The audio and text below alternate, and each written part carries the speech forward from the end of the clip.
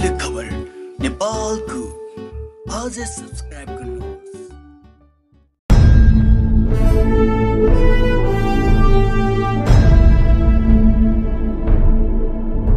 नेपाली चलचित्र क्षेत्रकी सबैभन्दा व्यस्त नायिका हुन् प्रियङ्का कार्की। प्रियङ्काको हातमा चलचित्र, म्युजिक भिडियो, विज्ञापन र विदेशमा हुने स्टेज कार्यक्रमको कमी छैन। उनका अनुसार सेप्टेम्बर महिनासम्म उनले विभिन्न कामका लागि डेट दिइसकेकी छिन्।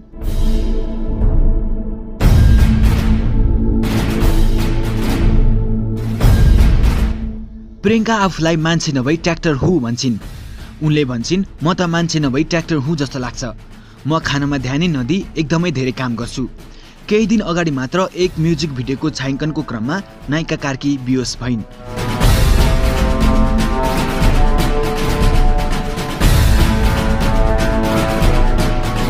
प्रियङ्का बेहोस भएपछि उनलाई डाक्टरले 15 दिन आराम गर्न भनेका छन्। तर उनी 3 दिन मात्र आराम गरेर फेरि काममा फर्किने तयारीमा छिन्। उनी भन्छिन्, हिजोबाट मात्र आराम गरिरहेको छु, पछि फेरि सुटिङ छ।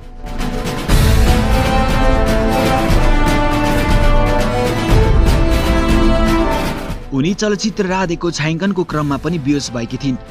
त्यस अगाडि उनी हाउ फनी र आवरणको छायाङ्कनको सेटमा पनि बेहोस भएकी थिइन्।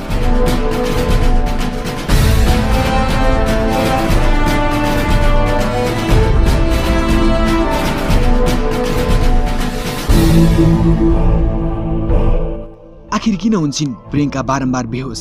यस्तो छ तथ्य। प्रियङ्काको ब्लड प्रेसर लो छ। त्यसमाथि अहिले उनको शरीरमा हेमोग्लोबिनको कमी भएको छ। उनले भनिन्, डाक्टरका अनुसार 16 हुनुपर्ने हेमोग्लोबिनको मात्रा उनको शरीरमा 6-7 मात्र छ, जसकारण उनी कामको चापका कारण बेहोस हुने गरेकी हुन्।